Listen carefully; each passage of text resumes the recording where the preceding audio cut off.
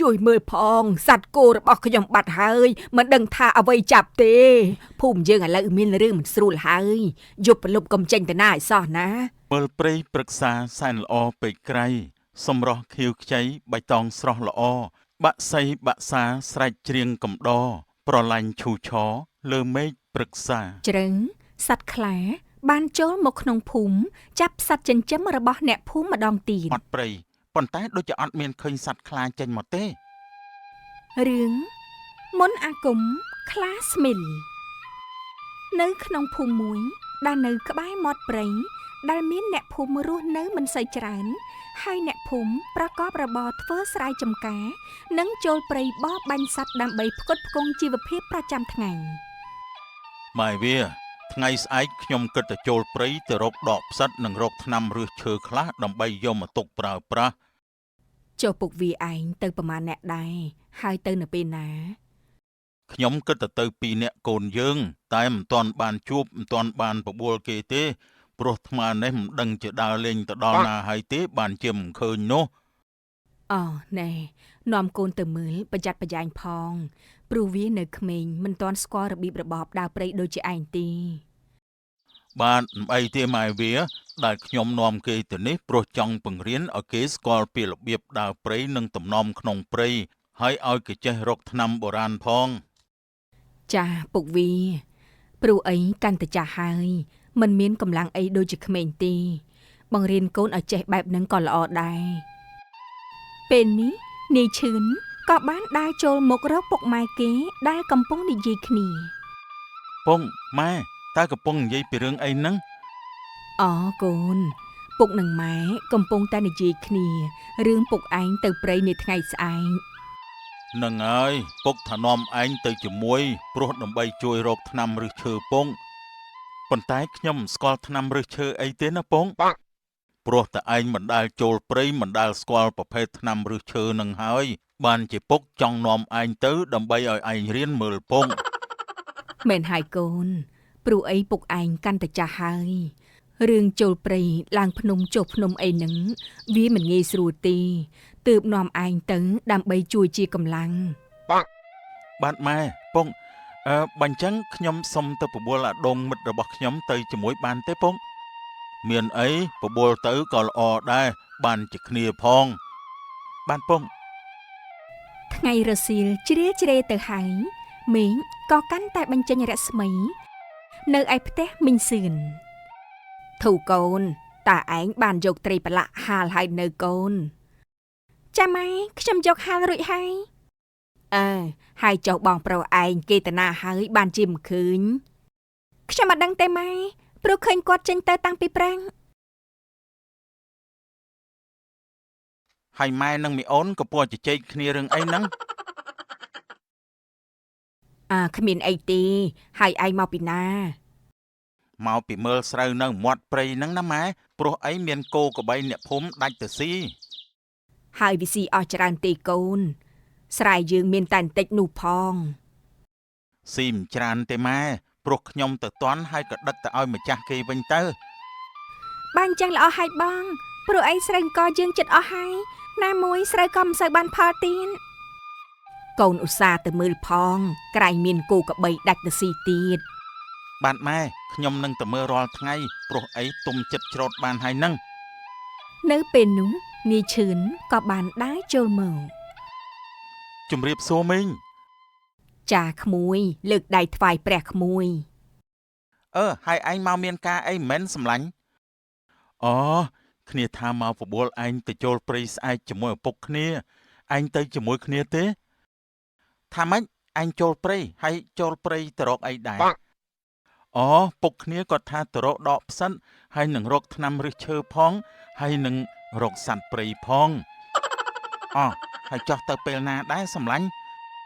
កូនទៅជាមួយក្មួយឈឿននិងលបងយានទៅព្រោះក្រែងបានរបស់ព្រៃខ្លះ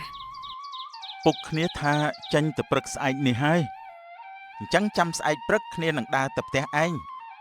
នឹងហើយបើអញ្ចឹងគ្នាទៅវិញហើយណាមីងស្រីធូខ្ញុំលាទៅផ្ទះវិញហើយចាក្មួយនិយាយចប់ហើយនាយឈឿនក៏ដើរទៅផ្ទះវិញ ដួងឯងទៅព្រៃប្រយ័ត្នប្រយែងណាព្រោះអីនៅព្រៃគ្រោះថ្នាក់អាចកើតឡើងជានិច្ចចូលកូនកុំប្រមាទហើយត្រូវស្ដាប់តាមបង្គាប់អ៊ំយានណាព្រោះគាត់ជាព្រានព្រៃជើងចាស់បាទម៉ែខ្ញុំនឹងប្រយ័ត្នប្រយែងណាមួយពូយានគាត់ចូលព្រៃញឹកញាប់ដែរហ្នឹងគាត់ច្បាស់ជាស្គាល់ភូមិសាស្ត្រច្បាស់ហើយស្រីធូអាកូនមើលទៅរៀបចំរបស់របរសម្រាប់បងឯងទៅព្រៃស្អែកផងចាម៉ែពេលព្រឹងព្រះអាទិត្យក៏បានរះបញ្ចេញរស្មីពណ៌ក្រហមឆ្អែងពីទិសខាងកើតគ្រប់សពសត្វក៏ចាក់និន្ទ្រីដើរហាងស្វែងរកចំណីតាមអាត្មានាទីតីពីគ្នាក្មួយដងអញរៀបចំរបស់របរប្រដាប់ប្រដាគ្រប់អស់ហើយមែនទេបាទពូខ្ញុំរៀបចំប្រដាប់ប្រដារួចអស់ហើយម៉ែវាមើលពេលខ្ញុំចូលព្រៃទោះបាត់ខ្ញុំមកយប់អីឯងកុំចូលទៅតាមឲ្យសោះណាដូចដែលខ្ញុំប្រាប់រាល់ដងអញ្ចឹងឮទេចាពុកវីខ្ញុំដឹងហើយឈឿនណាកូនមើលដើរឲ្យស្រួលបួលណាកុំដើរផ្ដេសផ្ដាសឲ្យសោះព្រោះនៅក្នុងព្រៃសម្បូរសត្វកាចសាហាវណាស់ហើយស្ដាប់បង្គាប់ពុកឯងណាបាទម៉ែតោះអញ្ចឹងយើងចេញដំណើរម៉ែវាខ្ញុំទៅហើយចាពុកវីសុខសប្បាយតាមផ្លូវណាអ្នកទាំង3ក៏បានចេញដំណើរទៅព្រៃទាំងព្រឹកព្រលឹមនៅក្នុងភូមិឯនេះវិញអ្នកភូមិមានការឆាវឡាវឡើងទាំងព្រឹងបងប្អូនអើយជួយមើលផងសត្វគោរបស់ខ្ញុំបាត់ហើយមិនដឹងថាអ្វីចាប់ទេមានរឿងអីនឹងយាយបានជាស្រែកឆាវឡាវទាំងព្រឹង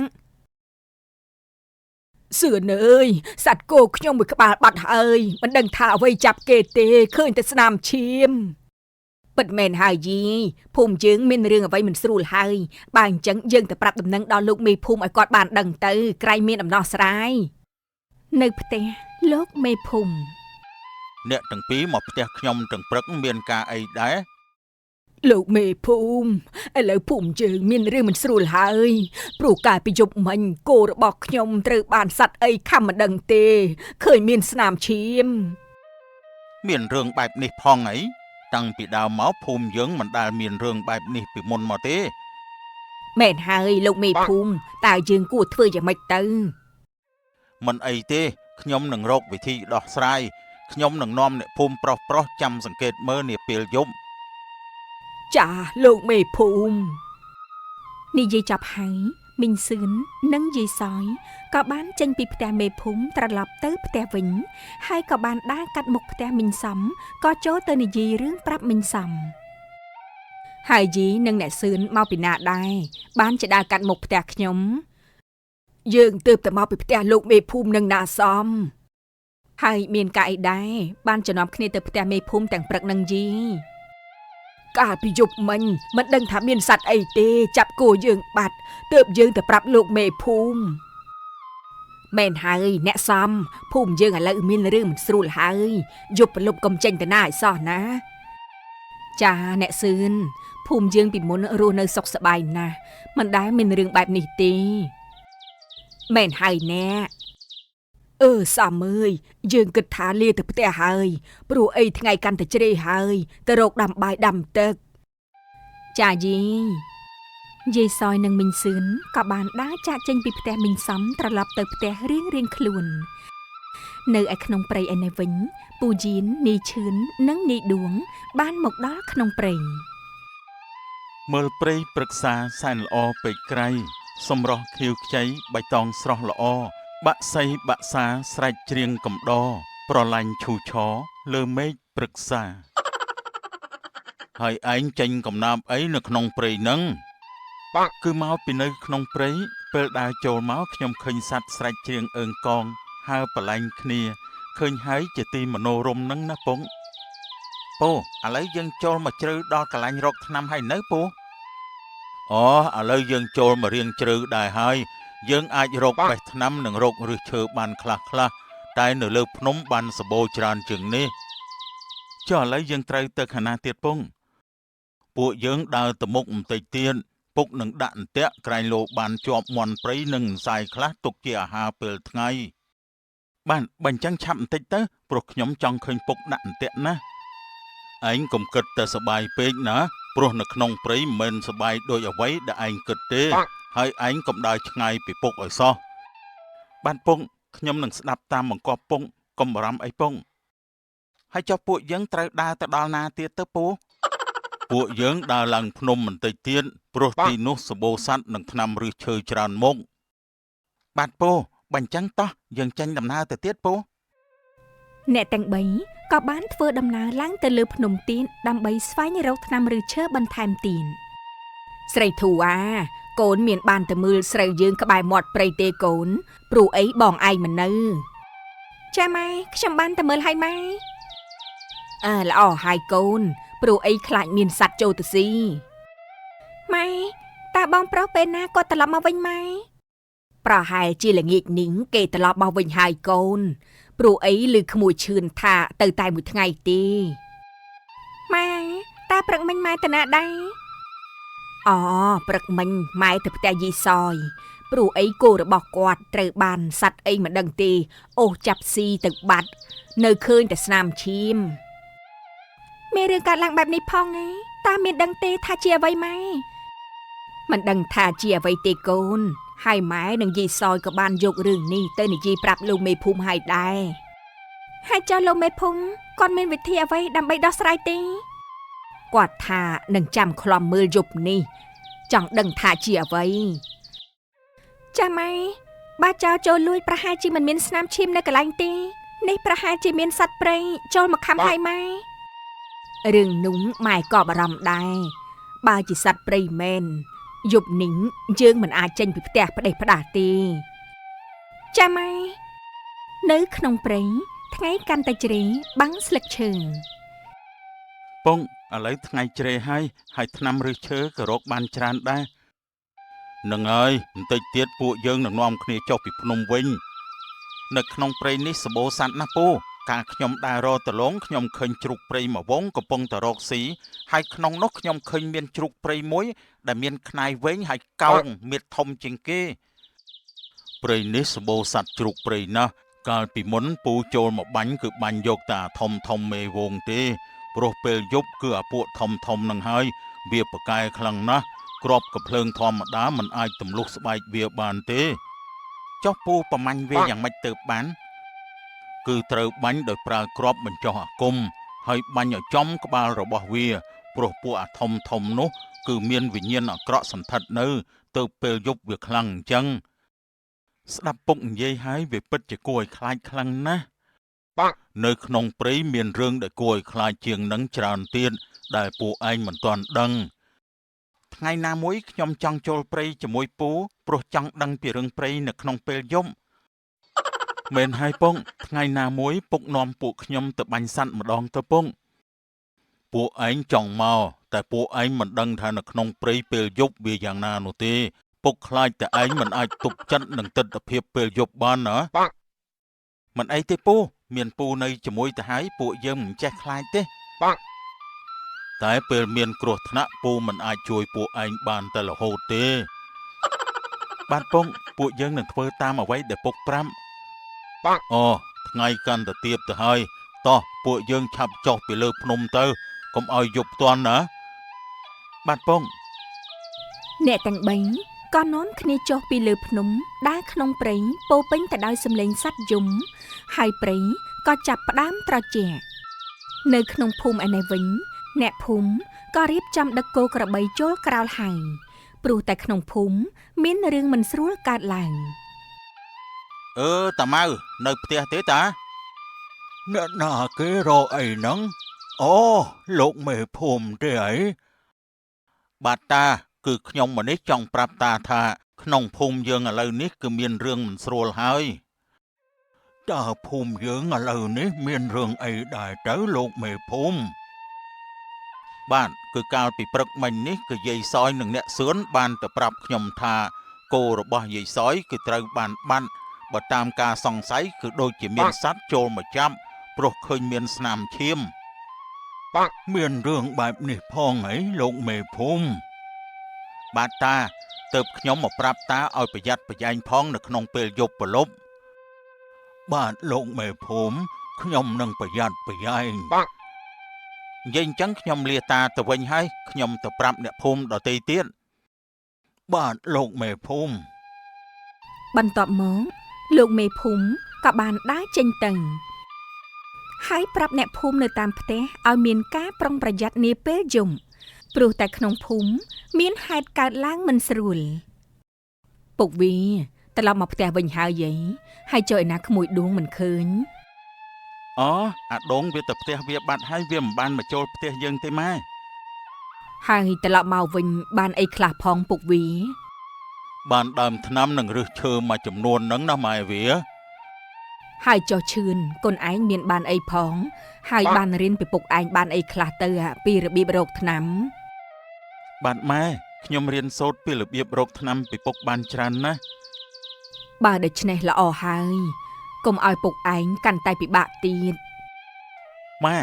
កាលខ្ញុំដើរមកហេតុអីក៏អ្នកភូមិដឹកគោដឹកក្របីចូលក្រោលលឿនម្លេះថ្ងៃនេះមែនហើយម៉ែវាតើមានរឿងអីមែនទេ កាលពីព្រឹកមិញយាយសយបានបាត់គោរបស់គាត់មិនដឹងជាសត្វអីចាប់យកទៅទីព្រោះគាត់ទើបឃើញស្នាមឈាម បើសត្វចចកក៏មានសម្លេងដែរពេលវាចូលភូមិនោះហើយចចកវាដើរជាវងតាមខ្ញុំគិតអាចជាខ្លាទៅវិញទេតែនៅក្នុងព្រៃក្បែរភូមិយើងមិនដែលឃើញមានខ្លាទេពង មែនហើយពុកវីក្រែងខ្លាមាននៅតែក្នុងព្រៃជ្រៅទេអីហេតុអីក៏វាចេញមករកចំណីនៅក្នុងភូមិ រឿងនេះខ្ញុំគ្រាន់តែស្មានទេរឿងពិតយ៉ាងណាគឺយើងមិនទាន់ដឹង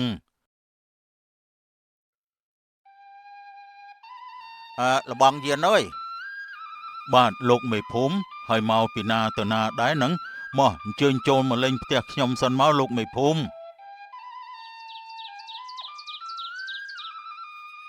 គឺខ្ញុំមកពីប្រាប់អ្នកភូមិថាឲ្យប្រុងប្រយ័ត្នពេលយប់ព្រលប់ព្រោះក្នុងភូមិមានរឿងមិនស្រួលកើតឡើងតើយើងគួរធ្វើយ៉ាងណាទៅលោកមេភូមិដើម្បីដឹងថាជាអ្វីឲ្យប្រកបនោះខ្ញុំគិតថាយប់នេះខ្ញុំនឹងលបងនឹងកូនអ្នកភូមិប្រុសផ្សេងទៀតចាំសង្កេតមើលថាជាអ្វីបាទលោកមេភូមិយប់នេះចាំខ្ញុំត្រៀមខ្លួនបាទបើអញ្ចឹងខ្ញុំលាទៅវិញសិនហើយបញ្ញាប់ទៅប្រាប់អ្នកភូមិផ្សេងទៀតណាមួយមេឃក៏ចិត្តយប់ដែរហើយបាទសូមអញ្ជើញចុះលោកមេភូមិ មេភូមិក៏ដើរចេញពីផ្ទះពូយាននិងមីងសំហើយចូលទៅប្រាប់អ្នកភូមិផ្សេងទៀតលុះពេលយប់ឡើងអ្នកភូមិប្រុសក៏បានមកជុំគ្នានៅផ្ទះមេភូមិ អ្នកទាំងអស់គ្នាមកជុំគ្នាអស់ហើយមែនទេបាទលោកមេភូមិពួកយើងមកជុំគ្នាហើយចុះតែយើងគួរតែចាំមើលម្ដុំណាដែរយើងគួរតែចាំមើលដល់ពេលយប់ជ្រៅបន្តិចហើយសង្កេតមើលតាមផ្លូវមាត់ព្រៃក្រែងវាដើរចេញពីមាត់ព្រៃមកបើអញ្ចឹងពួកយើងនាំគ្នាទៅត្រៀមចាំមុនទៅលោកមេភូមិ លុះយប់ជ្រៅសត្វខ្លាបានចូលមកក្នុងភូមិចាប់សត្វចិញ្ចឹមរបស់អ្នកភូមិម្ដងទៀត លោកមេភូមិយើងចាំមើលយូរដែរហើយតែដូចជាមិនទាន់ឃើញមានអ្វីចេញមកទេតែនៅក្នុងភូមិដូចជាមានសម្លេងឆ្កែព្រោះមិនហើយលបងយានឬមួយវាលោបចូលទៅក្នុងហើយពងបើសិនជាវាចូលទៅក្នុងភូមិវីវរហើយវានឹងចាប់សត្វចិញ្ចឹមអ្នកភូមិស៊ីទៀតហើយ លុះព្រឹកឡើងអ្នកភូមិក៏បាត់សត្វចិញ្ចឹមជាបន្តបន្ទាប់ពុកវីតើយប់មិញមានឃើញអីទេ យប់មិញយើងមិនបានឃើញអីទេចុះហេតុអីបានជាសត្វគោអ្នកភូមិបាត់មិនដឹងថាវាចូលមកតាមណាទេ តើពេលណាទើបរកឃើញខ្លាចតែថ្ងៃណាមួយវាចាប់ដល់មនុស្សទេ កុំបារម្ភអីម៉ែវាខ្ញុំនឹងរកវាឲ្យឃើញឆាប់នេះបើយើងមិនឆាប់កម្ចាត់វាទេអ្នកភូមិយើងនឹងរស់នៅមិនបានសុខទេពង អ្នកសំអើយយប់មិញមានបាត់អីអត់អ្នកព្រោះយប់មិញនេះឆ្កែព្រុសខ្លាំងណាស់ចាអ្នកអត់មានបាត់អីទេតែអ្នកភូមិបាត់គោមួយក្បាលទៀតហើយ យប់មិញនេះខ្ញុំឈឿនពូយាននិងលោកមេភូមិចាំមើលនៅមាត់ព្រៃប៉ុន្តែដូចជាអត់មានឃើញសត្វខ្លាចេញមកទេប្រហែលជាព្រាយខ្លាហើយទើបដឹងថាពួកយើងចាំស្កាត់ផ្លូវវាបែបនេះហើយវាក៏វៀងផ្លូវថាម៉េចពង ព្រៃខ្លាមែនទេពុកហើយពុកមិនទាន់ប្រកាសទេពុកគ្រាន់តែស្មានតើបើជាព្រៃខ្លាមែនយើងពិបាកកម្ចាត់វាហើយ អ្នកភូមិក៏មិនតន់រកឃើញខ្លាដែលចាប់គោអ្នកភូមិឃើញទេសូមបងប្អូនមីងមាយាយតារងចាំទស្សនាភាគបន្តហើយក្នុងនោះគាត់ក៏រៀនមន្តអាគមខ្លាស្មីលដែរដែលជាមន្តអាគមមនុស្សអាចប្រែក្រឡាជាសត្វខ្លានាពេលយប់អាចធ្វើអីយើងបានទៅក៏មានព្រៀបពេលនោះគោបារបស់ពូយីនក៏ចាញ់ក្រោមថ្វីដៃរបស់ខ្លាគោបាក៏ប្រែទៅជាសភាពដើមវិញរួចក៏បោះទៅខាងមុខពេលនោះខ្លាសដ៏ធំមួយក៏បានលេចរូបរាងឡើងចំពីមុខខ្លាបិសាចនោះហើយខ្លាស្មីលក៏បានរត់គេចខ្លួនបាត់ទៅហើយខ្លាសរបស់ពូយីនក៏រលីរបស់ពូយីនក៏រលីបាត់ទៅណែយៀនខ្លានោះស្លាប់បាត់ទៅហើយរឿងមន្តអាគមខ្លាស្មីលភាគបញ្ចប់លុះពេលវេលាកាន់តែរំលងផុតពីមួយថ្ងៃទៅមួយថ្ងៃអ្នកកាន់តែមានការភ័យខ្លាចចំពោះរឿងដែលកើតឡើងនៅក្នុងភូមិហើយលោកមេភូមិនិងអ្នកភូមិប្រុសៗក៏មិនទាន់រកដំណោះស្រាយជួយអ្នកភូមិបានយេណាហើយព្រឹកនេះអត់បានចេញទៅណាទេអីបាទលបងមេភូមិខ្ញុំអត់បានចេញទៅណាទេរួចចុះលបងមកផ្ទះខ្ញុំទាំងព្រឹកមានការអីដែរលបងខ្ញុំមកនេះគឺមានការពិភាក្សាជាមួយយានឯងបន្តិចគឺជារឿងដែលអ្នកភូមិយើងជួបរាល់ថ្ងៃនេះហ្នឹងណាតើយានឯងមានវិធីអ្វីជួយដោះស្រាយបានទេពីព្រោះអ្នកភូមិយើងឥឡូវនេះហាក់ដូចជាភ័យខ្លាចនឹងរឿងដែលកើតឡើងរាល់ថ្ងៃនេះណាបើយើងមិនឆាប់រកវិធីដោះស្រាយទេនោះភូមិយើងនឹងមិនមានអ្នកណារស់បានសុខទេចំពោះរឿងនេះខ្ញុំក៏កំពុងតែរកមធ្យោបាយដើម្បីដោះស្រាយដែរតែចំពោះការស្មានរបស់ខ្ញុំគឺខ្លានោះហាក់ដូចជាដឹងពីសកម្មភាពរបស់ពួកយើងជាមុននេះយានឯងចង់បានន័យថាម៉េចទៅគឺខ្ញុំចង់បានន័យថាវាមិនមែនជាសត្វខ្លាព្រៃទេវាអាចជាសត្វខ្លាដែលកើតពីមន្តអាគមគឺជាប្រភេទអាគមមួយប្រភេទដែលពេលថ្ងៃជាមនុស្សធម្មតាតែពេលយប់វានឹងប្រែកាឡាជាសត្វខ្លាដើម្បីចេញចាប់សត្វជាចំណីបើសិនជាបែបនោះមែនតើយើងមានការពិបាកនៅក្នុងការកម្ចាត់វាដែរទេយានបាទរឿងនេះបើវាជាខ្លាស្មិលមែននោះយើងពិតជាពិបាកនៅក្នុងការកម្ចាត់វាហើយព្រោះវាជាខ្លាដែលកើតចេញពីការរៀនមន្តអាគម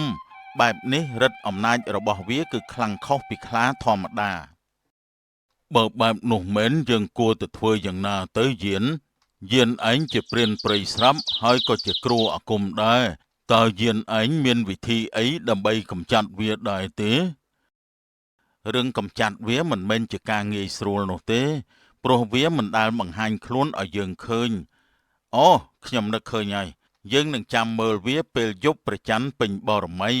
ព្រោះជាយប់ដែលខ្លាស្មិលត្រូវចេញប្រមាញ់ចំណីហើយក៏ជាយប់ដែលវាមានអានុភាពខ្លាំងដែរបើដូច្នេះចាំដល់ថ្ងៃនោះពួកយើងនឹងនាំគ្នាសង្កេតមើលអូក្មួយឈឿនហើយឯងទៅមកពីណាដែរនឹងបាទជំរាបសួរលោកអ៊ំមេភូមិខ្ញុំទៅមកពីផ្ទះដួងហ្នឹងណាអ៊ំ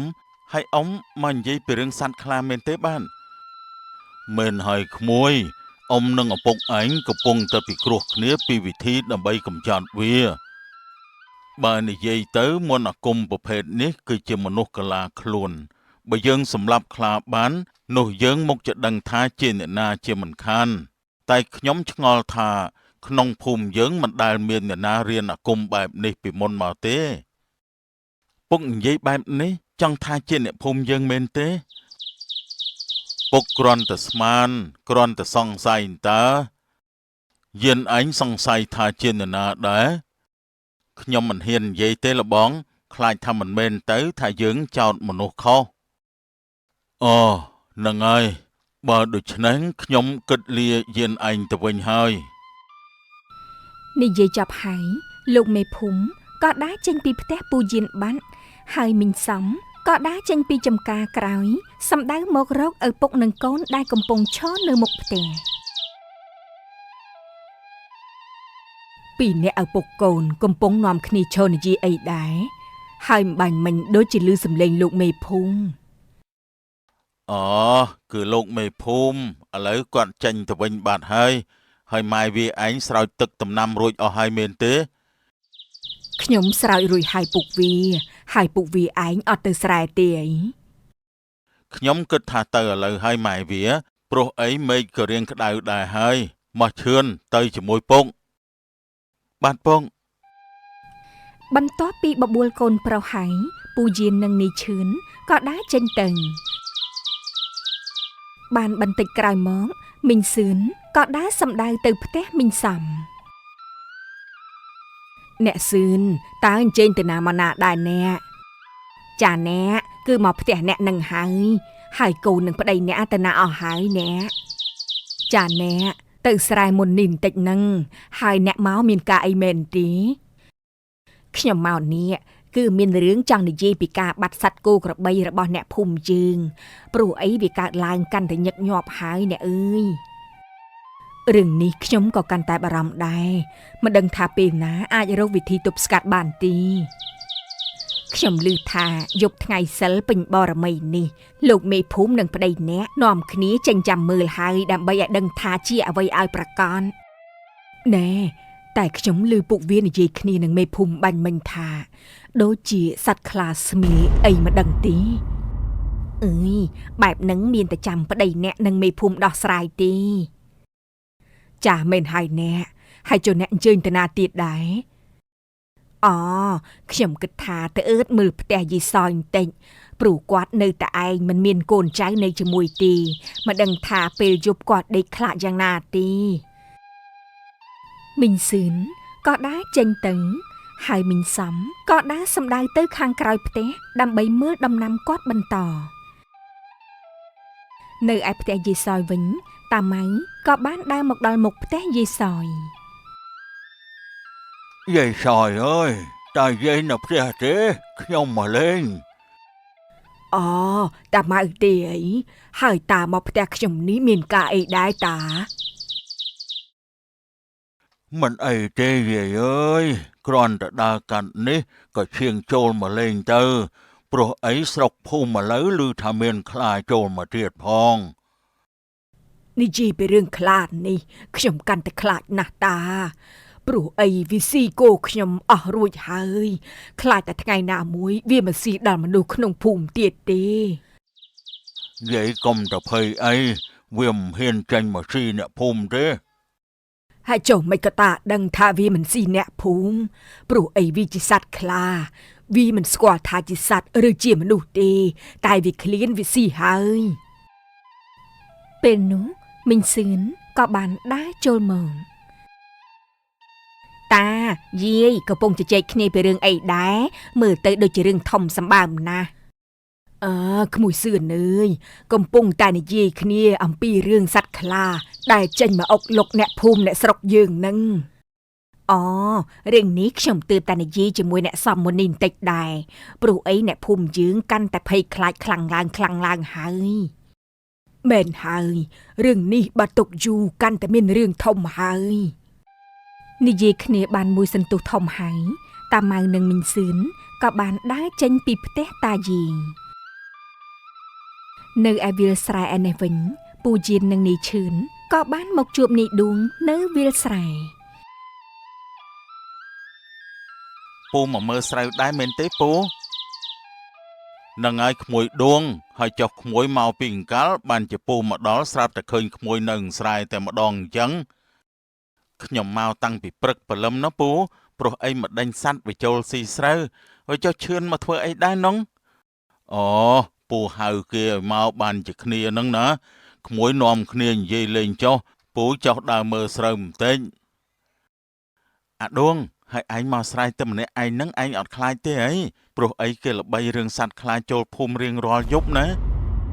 ខ្លាចចាខ្លាចអ្វីតែឲ្យធ្វើម៉េចបើមកមើលស្រូវស្រែទុកឲ្យសัตว์ស៊ីបំផ្លាញនោះយើងអត់បាយឆៃស្លាប់ដូចតែខ្លាស៊ីហ្នឹង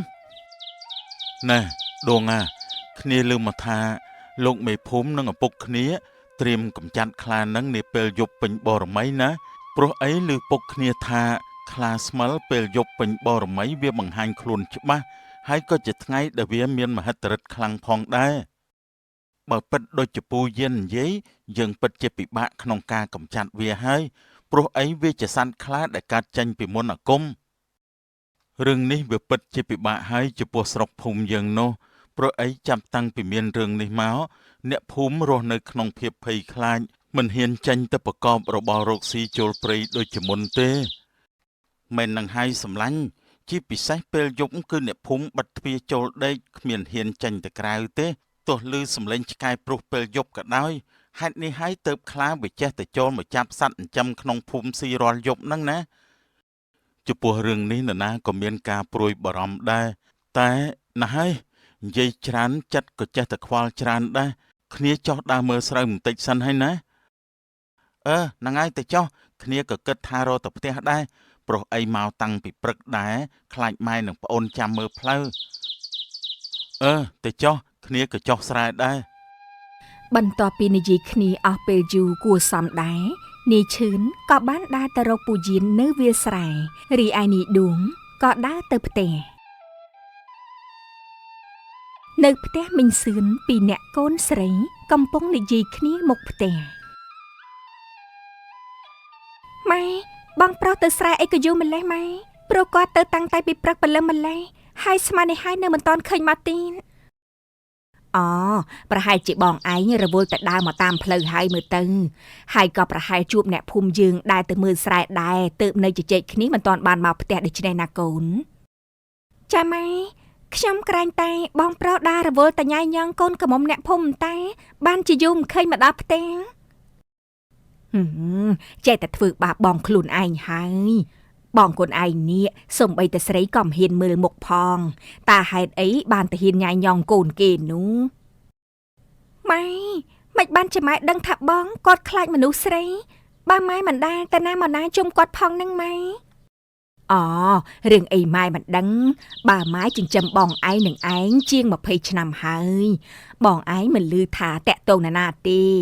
ហើយគេគិតតែពីខំធ្វើការដល់ពេលម៉ែសួរនាំពីរឿងនេះគេក៏មិនស្ដីអ្វីដែរបានត្រឹមតែញញឹម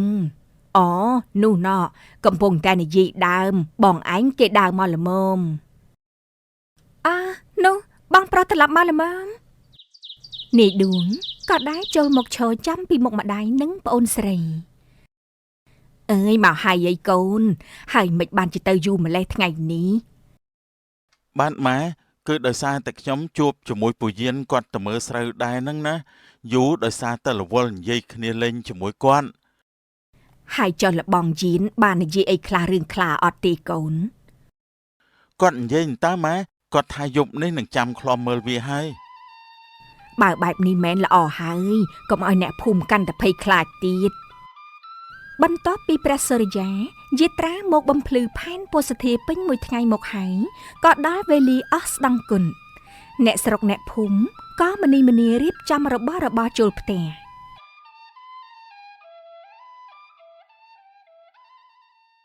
យប់នេះជាយប់ពេញបរមីព្រោះច័ន្ទពេញវង្សមូលក្រឡង់អ្នកភូមិក៏បានជួបជុំគ្នានៅក្នុងភូមិដើម្បីចាប់មើលសត្វខ្លារីឯពូយានដែលជាព្រានព្រៃនិងជាអ្នកដែលចេះអាគមផងនោះក៏បាននាំយកកូនថងយាមគាត់ទៅជាមួយផងព្រោះគាត់ដឹងថាគាត់ត្រូវតែប្រើអាគមដើម្បីទប់ទល់នឹងសត្វខ្លានោះអ្នកភូមិប្រុសក៏មកជុំគ្នានៅផ្ទះលោកមេភូមិពេលនេះយើងជួបជុំគ្នាអស់ហើយតែយើងគួរតែចាំមើលនៅទីតាំងណាដែរយានខ្ញុំគិតថាយើងគួរតែនៅក្នុងភូមិនេះព្រោះខ្លាវាច្បាស់ជាចូលមកក្នុងភូមិនេះហើយបើតាមខ្ញុំស្មានបើអញ្ចឹងយើងគួរតែចាំម្ដុំណាដែរទៅយានខ្ញុំគិតថា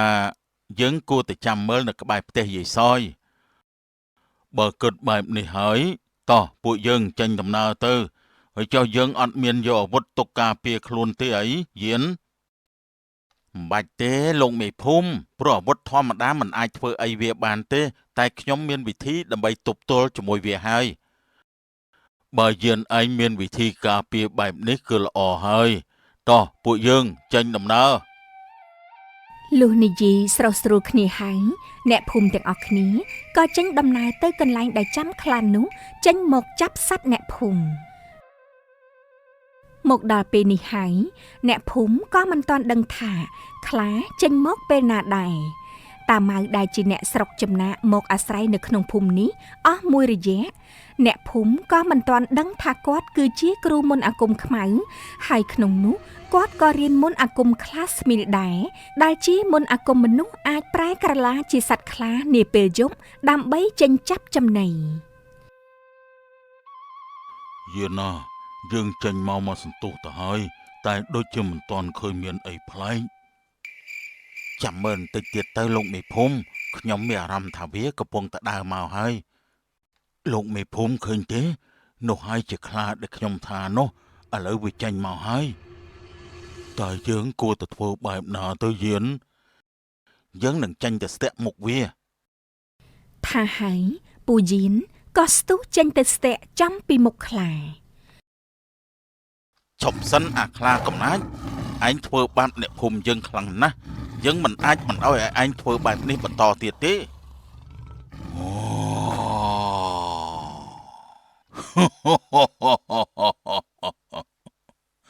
តើពួកឯងអាចធ្វើអីយើងបានទៅហ៎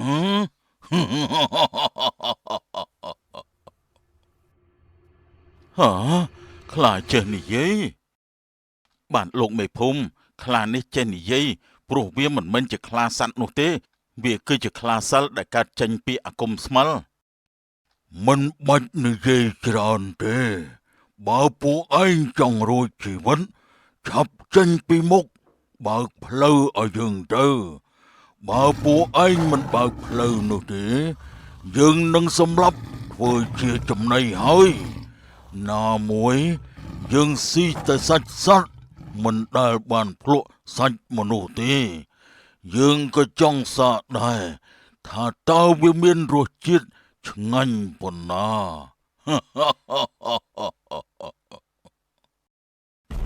ល្អ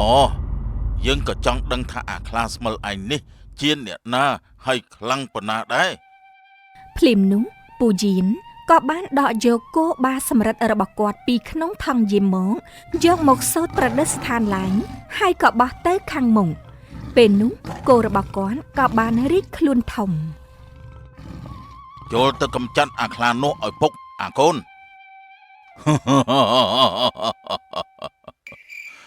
ត្រឹមតែជាសត្វគោប៉ុណ្ណឹងចង់យកឈ្នះយើងផងហ៎ ឯងកុំស្រមៃអី ឯងមិនទាន់បានសាកទេបន្តិចទៀតឯងនឹងបានឃើញហើយ ភ្លាមនេះសត្វគោបារបស់ពូយៀនក៏បានចូលទៅប្រយុទ្ធនឹងសត្វខ្លាឈុតឆាកប្រយុទ្ធរបស់ខ្លាអាគមនិងគោបាអាគមក៏បានផ្ទុះឡើងចំណែកឯពូយៀនវិញខំសូត្រដាស់គោបារបស់គាត់បន្ថែមទៀតដើម្បីឲ្យវាមានឫទ្ធានុភាពខ្លាំងបន្ថែមទៀត មើលទៅខ្លាដូចជាមានព្រៀបលើគោបារបស់យានឯងហើយ មែនហើយពងបន្ថែមអនុភាពឲ្យគោបានោះទៀតទៅពងមែនហើយពូដាស់កម្លាំងឲ្យគោបាពូថែមទៀតទៅពូ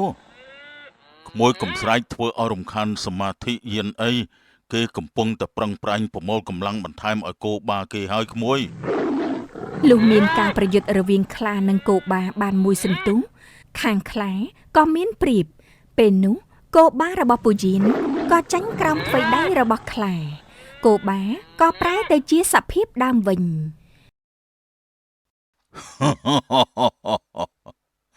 សមត្ថភាពឯងមានតែប៉ុណ្ណឹងទេអីយើងមិនទាន់បានប្រើកម្លាំងប៉ុន្មានផងក៏ស្រាប់តែគោបារបស់ឯងចាញ់បាត់ទៅហើយ ឯងកុំតន់អាលសបាយអពេកអាខ្លាចង្រៃយើងមិនព្រមឲ្យឯងធ្វើបាបអ្នកភូមិតាមតែអំពើចិត្តឯងនោះទេ ជួយខ្លួនឯងឲ្យទៅរួចសិនទៅ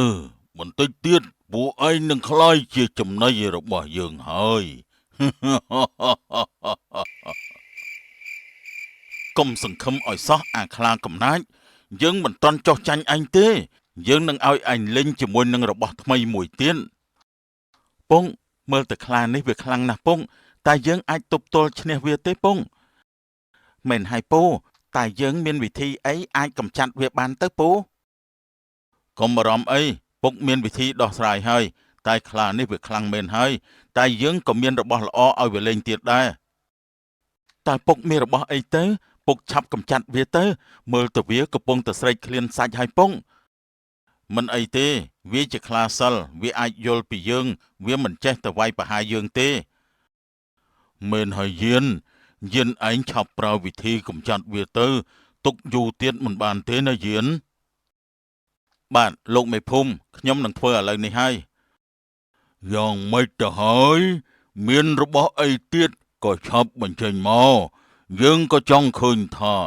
គ្រូស្ទើរភ្លើងដូចជាឯងនេះអាចធ្វើអ្វីយើងបានទៅ បន្តិចទៀតឯងនឹងបានឃើញហើយកុំប្រញាប់ពេកអីនិយាយចាប់ហើយពូជីនក៏បានលូកដៃចូលក្នុងថង់យាមយកបានចង្កូមខ្លាហើយក៏សូត្រប្រឌិតស្ថានឡើងរួចក៏បោះទៅខាងមុខពេលនោះខ្លាសដ៏ធំមួយក៏បានលេចរូបរាងឡើងចំពីមុខខ្លាបិសាចនោះនេះហើយជារបស់ដែលឯងចង់ប៉ះឯងសាកជាមួយនឹងស្ដេចខ្លាសយើងម្ដងទៅមើលទៅដូចជាគ្មានអ្វីអស្ចារ្យទេយើងសង្គ្រប់តែបន្តិចក៏ចាញ់បាត់ទៅហើយ ឯងកុំតន់សបាយអពេកបន្តិចទៀតឯងនឹងដឹងហើយថាអ្នកណាឈ្នះអ្នកណាចាញ់ឆាប់ចូលទៅកម្ចាត់អាខ្លាកំណាចនោះទៅភ្លាមនោះស្ដេចខ្លាសរបស់ពូជីនក៏បានស្ទុះទៅផ្ទះខ្លាស្មីលនោះទៅវិញទៅមកការប្រយុទ្ធគ្នារវាងខ្លាទាំងពីរក៏កើតឡើងកាន់តែក្តៅគគុំចំណែកពូជីនគាត់ក៏លើកដៃប្រណម្យសូត្រដើម្បីបង្កើនឫទ្ធានុភាពបន្ថែមទៀតលុះខ្លាទាំងពីរប្រយុទ្ធគ្នាបានមួយសន្ទុះធំឃើញថាខ្លារបស់ពូជីនគឺរៀងមានប្រៀបលើខ្លាស្មីលនោះមើលចុះមើលទៅខ្លារបស់យានឯងហាក់ដូចជាមានប្រៀបហើយមែនហើយលោកមេភូមិខ្លាសនោះដូចជាទះសង្គ្រប់ខ្លាស្មិលនោះហើយខ្លាស្មិលនោះក៏វាថមថយកម្លាំងដែរមែនណាឈឿនខ្លាពូយានមានកម្លាំងខ្លាំងខ្លាណាស់មើលទៅខ្លាស្មិលនោះដូចជាមិនអាចទប់ទល់ជាមួយនឹងខ្លាសពូយានបានទេតាមមើលទៅខ្លាសរបស់យានអាចយកឈ្នះខ្លាស្មិលបានឥឡូវហើយបន្ទាប់ពីប្រយុទ្ធគ្នាអស់រយៈពេលយូរដែរហើយខ្លាស្មីលក៏ចាញ់ក្រោមដៃរបស់ខ្លាសរបស់ពូជីនហើយខ្លាស្មីលក៏បានរត់គេចខ្លួនបាត់ទៅហើយខ្លាសរបស់ពូជីនក៏រលាយខ្លួនបាត់ដែរនោះខ្លាស្មិលចាញ់ហើយវារត់គេចបាត់ទៅហើយយានតើយើងតាមវាទៅទេយើងតាមមិនទាន់ទេលោកមេភូមិមិនអីទេវាមានរបួសហើយថ្ងៃក្រោយវានឹងមករកយើងដើម្បីសងសឹកវិញចុះបើទុកបែបនេះវាមិនខឹងហើយបង្កគ្រោះថ្នាក់ដល់អ្នកភូមិយើងទៀតទេអីយានមិនអីទេលោកមេភូមិតែប៉ុណ្ណេះវាឈឺរបួសយូរថ្ងៃណាស់វាក៏មិនហ៊ានចាញ់រកចំណីទៀតដែរហើយខ្ញុំក៏មានឱកាសអាចត្រៀមកម្ចាត់វាបានផងដែរបើយានឯងនិយាយបែបនេះហើយពួកយើងបានធូរចិត្តខ្លះហើយមេឃក៏ចិត្តភ្លឺដែរតោះពួកយើងត្រឡប់ទៅផ្ទះវិញវាមិនហ៊ានចេញមកទៀតទេណាមួយខ្ញុំក៏រៀងអស់កម្លាំងដែរព្រោះអីអំបញ្ញមិញនេះប្រើកម្លាំងទប់ទល់នឹងខ្លានោះអស់ច្រើនណាស់មែនហើយយានតោះពួកយើងទៅក្រោយពីបានប្រយុទ្ធតតាំងនឹងខ្លាចិត្តពេញមួយរាត្រីមកមេឃក៏ចិត្តភ្លឺពូជីនលោកមេភូមិនាយឈឿននាយឌួងក៏នាំគ្នាសម្ដៅទៅផ្ទះសំឡេងមនរងាវក៏ដាស់អស់សពសត្វឲ្យដឹងច្បាស់ថាថ្ងៃថ្មីឈានចូលមកដល់នៅផ្ទះមីងសឿនយាយសយក៏បានដើរមកទាំងព្រឹកមីងឈរនៅមុខផ្ទះពីរនាក់កូនស្រីគាត់ហើយតាណាមកណាដែរយាយកាត់ទាំងព្រឹកតែម្ដងគឺមកនេះឯងសឿនណែព្រោះអីយប់មិញនេះខ្ញុំឮសំឡេងខ្លាខំគ្នាខ្លាំងពេកហើយក៏អើតមើលតាមបង្អួចមានអីសឿនអើយស្រាប់តែឃើញខ្លាពីរក្បាលកំពុងតែខំគ្នាហើយឃើញក្មួយជីនហើយនឹងក្មួយមេភូមិនៅទីនោះដែរ อ๋อយប់មិញនេះខ្ញុំក៏លឺដែរយីណាមួយយប់មិញកូនខ្ញុំដួងក៏គេទៅដែរទើបចូលផ្ទះម៉ោង4ទេភ្លឺនឹងឯងខ្ញុំក៏មិនបានសួរនាំឲ្យច្បាស់អូបើចង់ដឹងកាន់តែច្បាស់តោះយើងទៅផ្ទះសំហើយសួរឲ្យបានច្បាស់តែម្ដងទៅមែនហើយយីធូកូនឯងនៅផ្ទះណាម៉ែនឹងយាយសយទៅផ្ទះមិញសំឯងតែងចាម៉ែកូនដឹងហើយម៉ែយាយសយនិងមិញសឿនក៏បានដើរចាក់ចេញទៅដើរបានមួយសន្ទុះក៏បានមកដល់ផ្ទះមិញសំដោយឃើញមិញសំនិងពូយៀនកំពុងតែឈរនៅនឹងមុខផ្ទះស្រេចក៏ចូលទៅសួរនាំ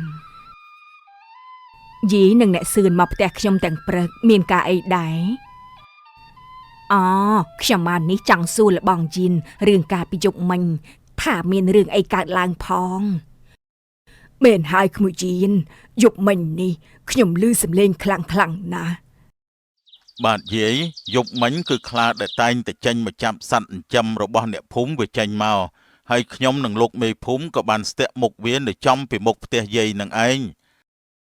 ខ្ញុំឮសំឡេងក៏អើតមើលតាមបង្អួចឃើញសត្វខ្លាពីរកំពុងតែខំគ្នាបាទយាយខ្លាមួយទៀតជាខ្លារបស់ខ្ញុំដែលប្រើឲ្យទប់ទល់នឹងខ្លាស្មិលនោះថាម៉េចក្មួយខ្លាស្មិលយើងធ្លាប់តែឮឪពុកយើងនិយាយប្រាប់ការពីនៅក្មេងដល់ឥឡូវនៅមានហើយចេញមកទៀតអូយស្ដាប់យីនិយាយទៅដូចជាគួរខ្លាចណាស់ខ្ញុំមិនដែលឮហើយក៏មិនដែលដឹងពីខ្លាស្មិលទេយីយើងក៏មិនសូវដឹងច្បាស់ដែរតែបើក្មួយជីនដឹងច្បាស់ព្រោះអីក្មួយជីនយល់ពីរឿងអាគមច្រើន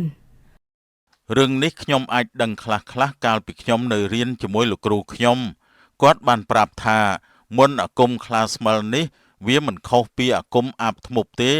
គឺគ្រាន់តែអាគមខ្លាស្មិលនេះគឺអ្នកដែលរៀនអាគមអាចកលាខ្លួនជាសត្វខ្លាបាន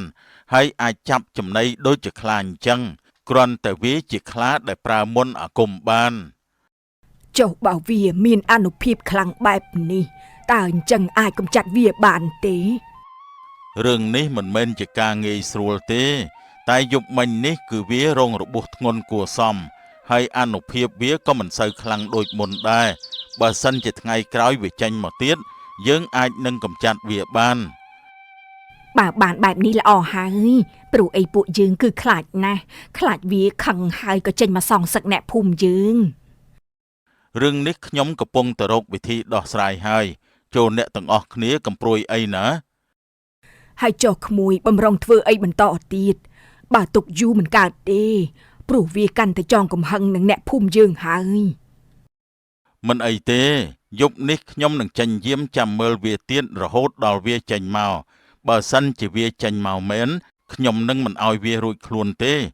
អូននិយាយអញ្ចឹងខ្ញុំគិតតែខ្ញុំទៅផ្ទះលោកមេភូមិបន្តិចសិននិយាយរួចហើយពូយៀនក៏ដើរចេញទៅផ្ទះលោកមេភូមិរឿងនេះប្រសិនបើខ្លានោះវាខឹងយើងហើយចេញសម្លាប់ដល់មនុស្សទៀតពួកយើងនឹងវីវហើយមិនអីទេយី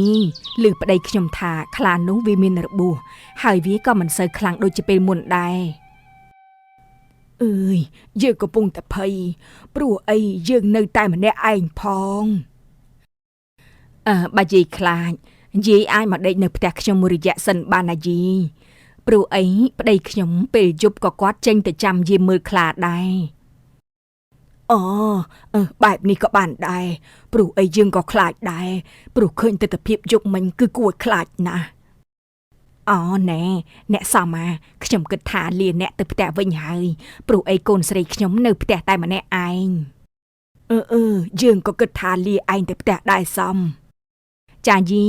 ខ្ញុំក៏គិតថារកដាំបាយដែរព្រោះថ្ងៃកាន់តែជ្រេហើយនិយាយចប់ហើយមីងសឿននិងយាយសយក៏បានដើរពីផ្ទះមីងសំត្រឡប់ទៅផ្ទះវិញរៀងខ្លួននៅផ្ទះលោកមេភូមិលោកមេភូមិតែយប់មិញនេះលោកមេភូមិមានសង្ស័យអីទេខ្ញុំដូចជាអត់សង្ស័យអីទេយាយអើយបើខ្ញុំវិញខ្ញុំរៀងសង្ស័យទៅលើមនុស្សម្នាក់តែខ្ញុំមិនហ៊ានបញ្ចេញឈ្មោះទេព្រោះខ្លាចថាមិនមែន អញ្ចឹងមានតែចាំមើលជាក់ស្ដែងទើបដឹងច្បាស់រួចចុះយប់នេះយើងនឹងទៅចាំនៅទីតាំងណាដែរយានខ្ញុំគិតថាយើងគួរតែស្ទាក់នៅកន្លែងយប់មិញព្រោះអីយ៉ាងណាក៏វាមករកយើងដែរព្រោះវាខឹងនឹងខ្ញុំកាលពីយប់មិញនេះយ៉ាងណាក៏វាត្រូវតែមកសងសឹកជាមួយខ្ញុំដែររួចចុះយប់នេះតើយានឯងប្រើអីដើម្បីទប់ទល់ជាមួយនឹងវាទៅបាទលោកមេភូមិគឺខ្ញុំនឹងប្រើវិធីដូចជាយប់មិញនេះអញ្ចឹងប៉ុន្តែខ្ញុំគ្រាន់តែបន្ថែមកម្រិតវាឲ្យខ្លាំងជាងមុនបើបែបនេះមែនគឺល្អណាស់យានខ្ញុំគិតថាលាលបងទៅផ្ទះខ្ញុំសិនហើយនិយាយចំពូយៀនក៏បានដើរចេញពីផ្ទះលោកមេភូមិបន្ទាប់ពីព្រះសូរិយាចេញរស្មីបំភ្លឺផែនដីអស់ពេញមួយថ្ងៃមកក៏ដល់វេលាចាក់ផែនពុសធានេះទៅក៏ឈានដល់វេនព្រះចន្ទ្រារះបំភ្លឺផែនដីម្ដងយប់នេះគឺមានតែពូយៀននិងលោកមេភូមិទេដែលចេញទៅបង្ក្រាបខ្លាឈឿនកូនយប់នេះឯងមិនបាច់ទៅជាមួយពុកទេពុកទៅតែជាមួយលោកមេភូមិបានហើយបាទពុកខ្ញុំនៅផ្ទះជាមួយម៉ែក៏បានដែរចាពុកវីបន្តិចទៀតយាយសយគាត់មកសម្រាននៅផ្ទះយើងមួយយប់សិននឹងហើយបើបានអញ្ចឹងល្អអន្តើបានយាយសយមកបានជាគ្នាផងកុំឲ្យស្ងាត់បានបន្តិចក្រោយមកយាយសយក៏បានដើរមកដល់ផ្ទះមីងសំអូនោះយាយសយមកដល់ល្មមយើងមកហើ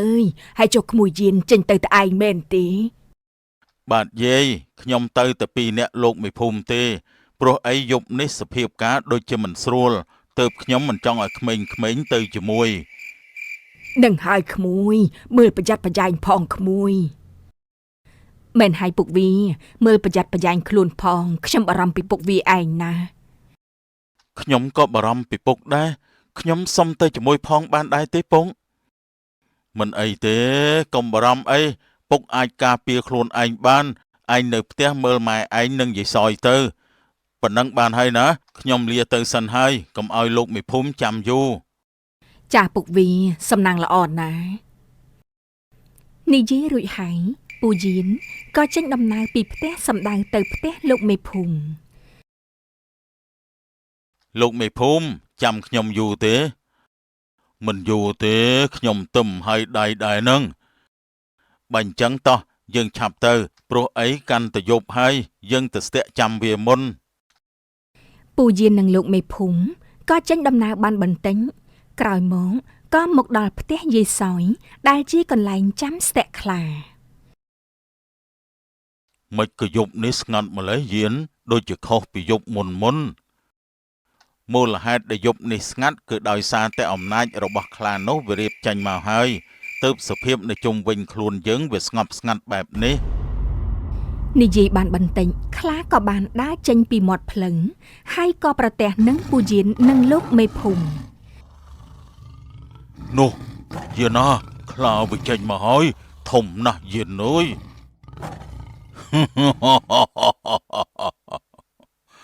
ពួកឯងយប់នេះនឹងក្លាយជាចំណីរបស់យើងនៅទីនេះហើយយានមើលចុះខ្លានោះវាហាក់ដូចជាគ្មានរបួសអីទេលោកមេភូមិកុំខ្លាចអីអាខ្លាស្មិលចង្រៃយប់នេះយើងមិនឲ្យឯងរួចខ្លួនដូចជាយប់មុនទេ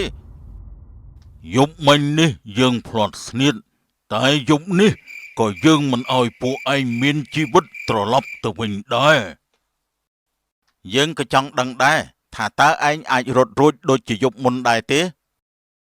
ពូយៀនក៏លូកដៃយកចង្កូមខ្លាហើយសូត្រផ្លុំកើតទៅជាសត្វខ្លាសមួយក្បាលយ៉ាងធំពេលនេះខ្លាស្មីលក៏បានចូលមកប្រយុទ្ធជាមួយខ្លាសរបស់ពូយៀនហើយខ្លាសក៏ហក់ខំចំកខ្លាស្មីលធ្វើឲ្យវាឈឺចាប់ដេកស្លាប់នៅទីនោះតែម្ដងហើយខ្លារបស់ពូយៀនក៏រលាយបាត់ទៅណែយានខ្លានោះស្លាប់បាត់ទៅហើយបាទលោកមេភូមិតែប៉ុណ្ណេះភូមិយើងបានសុខសប្បាយហើយសាកសពខ្លានេះយើងគិតយ៉ាងម៉េចដែរទៅយានសាកសពខ្លានេះព្រឹកឡើងវានឹងคล้ายជាអ្វីផ្សេងហើយយានចង់បានន័យថាវានឹងคล้ายជាអ្នកដែលប្រែកាឡានោះមែនទេ បាទមែនហើយលោកមេភូមិបាទដូច្នេះយើងគួរទៅផ្ទះសិនទៅចាំព្រឹកចាំត្រឡប់មកមើលសាកសពខ្លានេះវិញ បន្ទាប់ពីសម្លាប់ខ្លាបានហើយអ្នកទាំងពីរបានដើរត្រឡប់ទៅផ្ទះវិញអូពុកវាមកវិញហើយមែនទេខ្ញុំសប្បាយចិត្តណាស់ ហើយឯងមិនទាន់ដេកទេអីយប់ជ្រៅថ្មនេះទៅហើយ ខ្ញុំដេកមិនលក់ទេព្រោះបារម្ភពីពុកវាឯងពេកបានឯងត្រឡប់មកផ្ទះវិញបែបនេះសប្បាយចិត្តណាស់ហើយចុះខ្លានោះវាយ៉ាងម៉េចហើយពុកវា ខ្លានោះវាងាប់បាត់ទៅហើយចាំព្រឹកចាំនាំអ្នកភូមិទៅមើល ចាពុកវាតចូលផ្ទះសម្រានទៅចាំព្រឹកចាំទៅមើលមីងសំនិងពូយៀនក៏បានដើរចូលក្នុងផ្ទះលុះពេលព្រឹកឡើងព្រះសូរិយាក៏ជះបញ្ចេញរស្មីត្រចះត្រចង់អ្នកភូមិក៏បានជុំគ្នាមកមើលសាកសពខ្លាបានបន្តិចក្រោយមកសាកសពខ្លាក៏បានប្រែក្លាយជាសាកសពមនុស្សប្រុសចំណាស់ម្នាក់មិនបានជាខ្លាប្រែទៅជាតាម៉ៅវិញមែនហើយមិនបានទៅជាបែបនេះ មែនហើយខ្លានេះគឺជាតាម៉ៅកាឡាខ្លួនខ្ញុំដឹងតាំងពីដំបូងមកម្លេះតែខ្ញុំមិនហ៊ាននិយាយគឺចាំឲ្យអ្នកទាំងអស់គ្នាបានឃើញផ្ទាល់នឹងភ្នែកតែប៉ុណ្ណេះក្នុងភូមិយើងលែងមានរឿងអីចម្លែកទៀតហើយយើងនឹងរស់នៅបានសុខសប្បាយវិញហើយ បន្ទាប់ពីខ្លាត្រូវបានសម្លាប់អ្នកភូមិក៏រស់នៅបានសុខសប្បាយហើយអាចប្រកបរបររកស៊ីដោយគ្មានការភ័យខ្លាច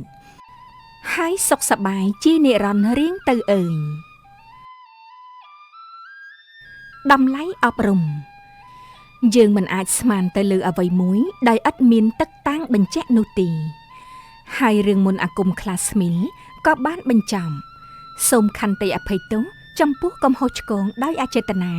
ដោយប្រការណាមួយដែលយើងខ្ញុំបានធ្វើសូមបងប្អូនទស្សនាមានសុខភាពល្អរកទទួលទានមានបានសូមអរគុណ